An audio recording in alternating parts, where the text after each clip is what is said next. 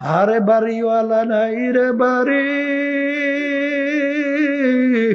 নাই রে দুনিয়াতে।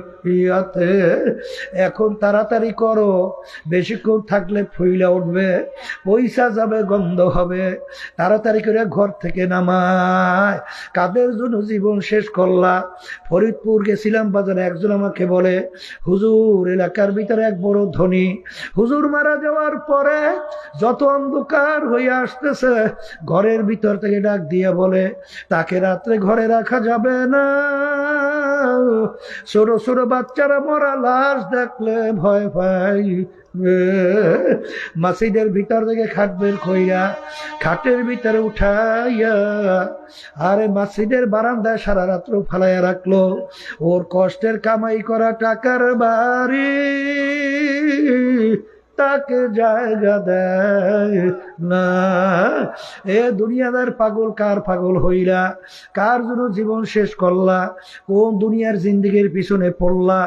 এ দুনিয়াদার পাগল আমার বাবারা, এরপরেও যদি না বোঝো, মালিক আমার কত ঘটনা বাংলাদেশের মধ্যেও দেখায়। বাজান গত সফরে আমি গেছিলাম কুড়িগ্রামে, চরবনের এক মুজাহিদ ছিল।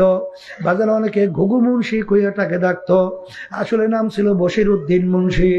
বাজান দুনিয়ার থেকে বিদায় নিয়ে কবরে যাওয়ার পরে 32 বছর পরে নদীর ভাঙ্গলে যখন তার কবর ভেঙে গেল, কাপড়ের কাপড় সহ লাশ তাজা বের হইয়াছে।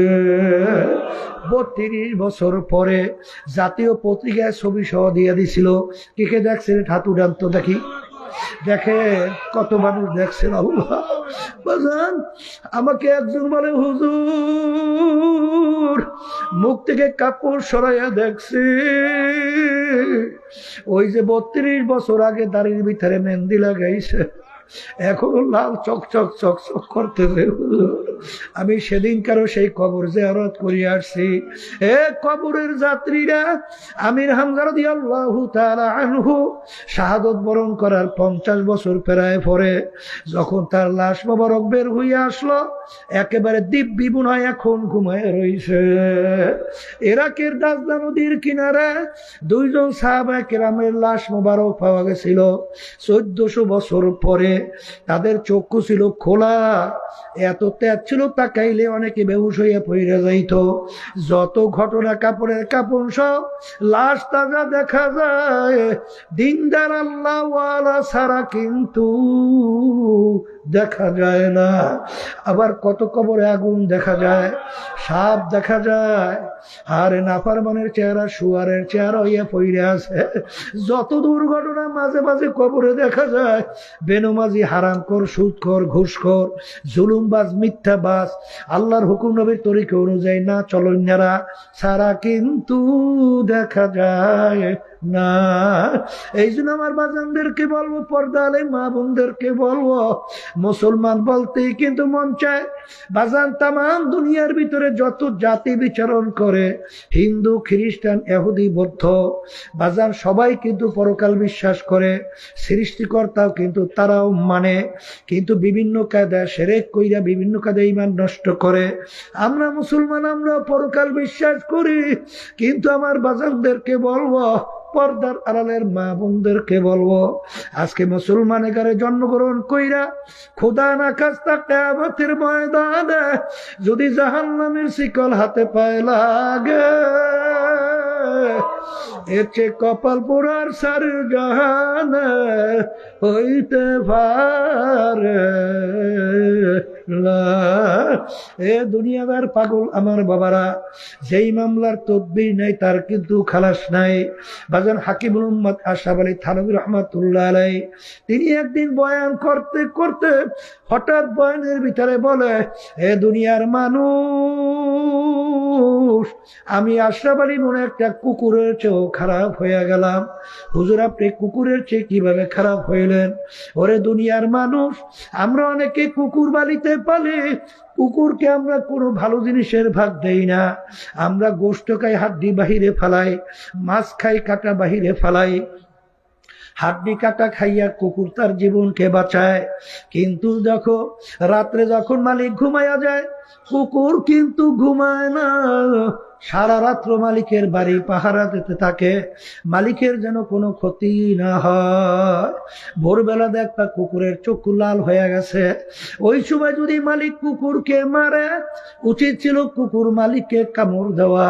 ওরে নেমু খারাপ, আমি তোর কোনো ভালো জিনিসের ভাগ নেই নাই, বরঞ্চ তোর বাড়িও পরিষ্কার রাখলাম, হাড্ডি কাটা খাই আমার জীবনকে বাঁচাইলাম, তুই সারা রাত্র নাকটাই না ঘুমাও, আমি কুকুর কিন্তু ঘুমাই না, তোর যেন কোনো ক্ষতি না হয়, এই জন্য সারা রাত্র বাড়ি পাহারা দিলাম। এরপর তুই আমাকে মারো, তোকে আমি কামড়াইয়া রাখবো না। কুকুর কিন্তু তা করে না, কুকুর ল্যাজটাকে পেটের নিচে ঢুকাইয়া কান দুটো একটু নিচের দিকে নামাইয়া চক্ষু দুটো বুজু বুজু মালিকের দিকে তাকাইয়া মাথাটা একটু কাইত কইরা করুণ সুরে ডাকে, ঘেউ ঘেউ কইরা ডাকে, মনে হয় যেন বলে মালিক তুমি আমাকে মাইরো না, তুমি আমাকে মাফ কইরা দাও। হাকিমুল উম্মাদ আশরাফী থানভী রাহমাতুল্লাহ আলাইহি বলেন, ওরে দুনিয়ার মানুষ, কুকুরটাও মালিক চিনল, আর তুমি আর আমি মানুষ হইয়া আমার মালিককে চিনলাম না। তোমার আমার চেনে মুখ আর আমার দ্বিতীয় থাকতে পারে না। এই জন্য আমার ভাইদেরকে বলবো, পর্দারে মা বোনদেরকে বলবো, কোরআনুল কারীম কিন্তু সত্য, হাদিস কিন্তু সত্য। বাজার যদি সত্য হয়, বাজার আল্লাহ রাসূল সাল্লাল্লাহু আলাইহি ওয়াসাল্লাম বলেন, হে আমার উম্মতেরা, এই যে কবর দেখো, আল কবরু রাউযাতুম মিন রিয়াদিল জান্নাহ আও হুফরাতুম মিন হুফারিন নার। হে আমার উম্মতেরা, এই যে কবর দেখো, এই কবর কিন্তু আসল কবর না, কোন আল্লাহর বান্দা বান্দির কবর একটা বেহেশতের বাগান হইয়া যাবে। আল্লাহ আপনি আমার জন্য আমাদের সবার জন্য কবুল করে নিয়ে। আল্লাহ রাসূল বলেন, ও আমার উম্মতেরা, কোন নাফরমানের কবরের মধ্যে জাহান্নামের আগুন এসে ভইরা যাবে। আল্লাহ আপনি আমাকে আমাদের সবাইকে মাফ কইরা দেন। আমি বলি না, আল্লাহ রাসূল আমি শুনাইতে আছি। আল্লাহ রাসূল বলেন, ও আমার উম্মতেরা, আরে কোন নাফরমানের কবরের মধ্যে 99 তিন্নিনা লাউ নুফিকা মিন আরদি মা আনবাতাত খাদরা। কোন নাফরমানের কবরের মধ্যে একটা না দুইটা না 99টা বিষাক্ত সাপ জমা হইয়া যাবে। কেমন বিষাক্ত সাপ? যদি দুনিয়ার দিকে মুখ কইরা একটু ফুঁক দিত, ওই সাপের বিষের কারণে কোনো গাছপালা তরুলতা মাথা জাগাতে পারতো না। কিয়ামত পর্যন্ত নাফরমানকে পেঁচাইয়া পেঁচাইয়া ওই সাপ নাফরমানকে ঠোকরাইতে থাকবে। আল্লাহ আপনি আমাকে আমাদের সবাইকে মাফ কইরা দিয়ে